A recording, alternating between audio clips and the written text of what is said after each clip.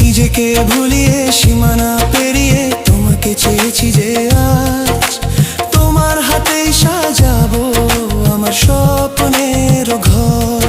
আমি তোমার প্রেমে পড়ে দুনিয়া ভুলে গেছি।